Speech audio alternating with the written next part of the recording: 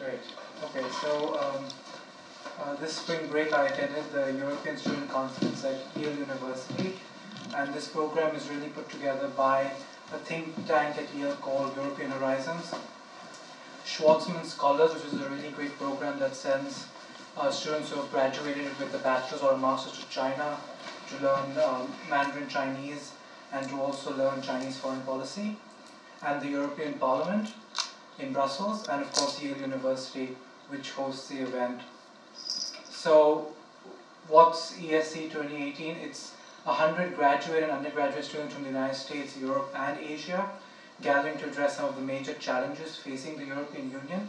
And the aims are really to draft research papers, engage in debate while at the conference, and then at the conference we have advisors who work with us to draft a concrete plan of action based on what we're debating and based on our ideas. And of course we also learn a lot about think tank and a lot about Yale University and the work they're doing over there to really address some of the challenges facing both the European Union and the United States and their relationship. So my project was European Union security vis-a-vis Libya, which I think is a pretty interesting country to focus on, considering that it's not in Europe or in the United States. But it's definitely a country that is underrepresented in the news right now. There are a lot of problems in Libya and a lot of problems that affect both European security and American security, and so addressing those challenges is important. Most people I speak to, they only know about Gaddafi and his removal from power. They don't know anything that's happening in Libya after that, and it's been 5 or 6 years, so we don't really know what's happening in Libya, so it's really important to study that. And so I worked with 3 other people, Katie from the University of Victoria in Canada, Irina from Stanford, and Stavros from Johns Hopkins. And we were the ones working on the research paper before the conference, so we are put into contact with each other and we need to draft this paper. And then at the conference, our advisors will look over the paper, give us feedback, sometimes question our thinking a little bit.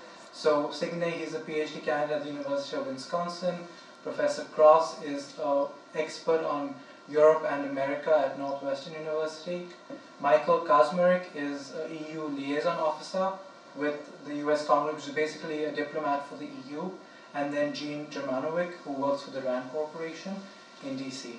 So it was a really great panel of experts advising me and my team on our policy paper and what we can do to improve it, and hopes of publishing it and so on and so forth. So we basically researched the impact of Libyan instability on the European Union. So Libya is right now, they don't really have a functioning government. They have a provisional government that's recognized by the UN and by the US, but that provisional government doesn't really function in the way you would expect a government to function.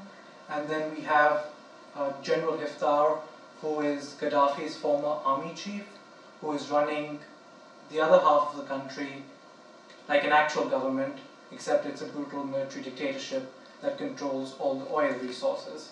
So there's a lot of tension there, and a lot of tension in the international community as to should we recognize General Haftar or should we stick with the provisional government, because the provisional government doesn't seem to be doing anything and General Haftar is actually the one who seems to be in charge. So a lot of the research was on the historic links between Libya and Europe, the current links, and then plans for the future and how the EU should deal with Libya in the future so that they can avoid security problems on their own shore, considering that we have had a lot of terror attacks in Europe from other countries in that particular region, but not from Libya at the moment. So there is always a fear that that could be a possibility. So what I learned is that Europe is going through a transition period right now, considering international affairs, the election of Donald Trump and the election of other right-wing leaders all over the world, which has really isolated, I guess you could say, the left-leaning views of the European Union. And there are challenges from both security to the legitimacy of the Union itself. Can the European Union actually deal with Libya in a legitimate fashion, or should separate European countries deal with Libya independently? That's a really important question. and there's no consensus on that. I also learned a lot about debating with experts who will definitely criticize you and will definitely know much more than you. So it's always fun debating with those people. And then the paper we wrote is being considered for publication. The think tank at Yale publishes a book every year, which they distribute to different universities around the world. I think it's published in November of this year, yeah. But we haven't heard back whether our paper will be published. I mean, I think there are around 50 papers and not that many spots, so fingers crossed. And then the impact. I am a politics major and a history major, so my research paper really combined both of those because I was in charge of studying the history, which I really enjoy doing. It's increased my interest of politics, especially of North Africa, a region that we don't seem to concentrate on like we should. And that's also why I'm taking a class right now on Arab politics with Professor Sarah in the politics department, which is also great. Networking, I met a lot of very important people, so keeping in touch with them and hopefully doing something in the future. For example, I would love to intern with the EU Liaison Office. That would be great, and also perhaps be a Schwarzman Scholar and go to China for a year. Those are, of course, big dreams. Let's hope for the best. And here's just a picture with me and two former presidents of the European Parliament, Enrique Baron Crespo and Joseph Merrill. Thank you.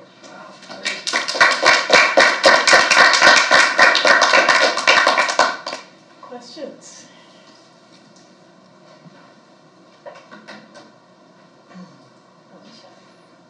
What were your main findings? Do you believe we should recognize the, I'm mentioning the general.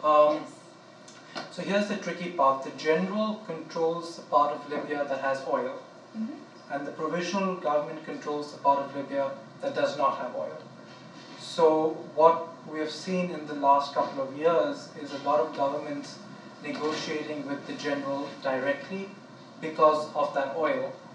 And many fear that if we stick with the provisional government and if the general's forces defeat that government and take control of Libya, then we are not going to get that oil, which is extremely important.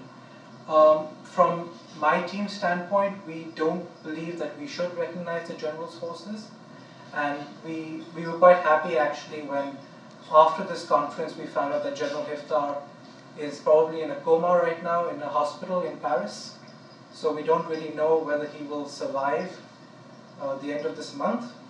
And if he doesn't, that could give the European Union the lead to move in directly with the provisional government and ensure some sort of legitimacy to them.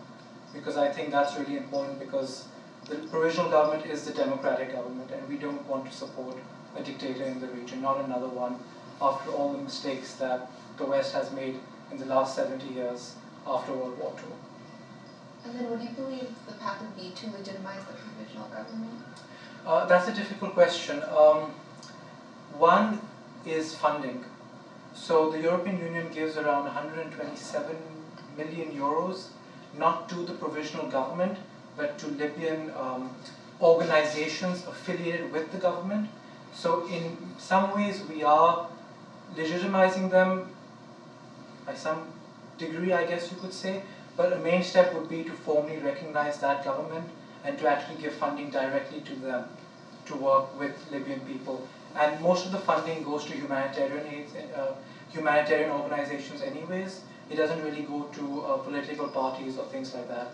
And there are a lot of checks and balances on that. So that's a really good stepping point to do that first. Part of the original question was about self-sufficiency and defense. What context are they speaking in that? So a couple of years ago, the European Union had a new security setup called POSCO. And POSCO is something similar to a European army, but it's not a European army because that's a tricky subject to get into. And so POSCO really works with European countries to try and lend support to security situations within Europe. So something we were concentrating on is whether we can get POSCO to actually work with countries outside the European Union and in the region as well. Because European security at this stage also depends heavily on the neighborhood as a whole, especially with the migration from Syria. We have migration from Libya also and from that entire region. So that's very important. And so researching where POSCO can improve and where POSCO can probably expand its base was also something we were looking into. So I have a really practical question, which is how are you matched with your partners in this research endeavor? Actually, that's funny. I wasn't supposed to be in the security one. I wanted to be in the China one. But they did it based on time zones. So, because there were people from Asia and Europe as well, so it would be difficult if I was communicating with someone in Asia. I would have to wake up early in the morning or probably stay up late at night. So they wanted to make it as easy as possible. So at the end, that's how they kind of divided it up. Smart. Yeah. But then you wind up networking with people from four different universities, and Yeah. and then your advisors were from another four. Yeah. That's nifty. Yeah, I mean, it's definitely a very diverse team, which is a good thing, I guess. A lot of different views were expressed. Well, thank you. Thank you. Great. Well, once again, thank you all. I think this is so incredibly diverse, the range of different projects that you've been involved in, and exciting, the kinds of work that you've developed. You're working on original projects. You've got findings that have an impact and are already having an impact on the world around us, which I can hardly ask for a more concrete demonstration of what the values of the college are and the value of the college education than the work that you all have done on your own and with your mentors in developing new knowledge and new possibilities. I think it's spectacular. So thank you. And carry on. Keep on doing it. And eat some treats. Thank you. Thanks so much.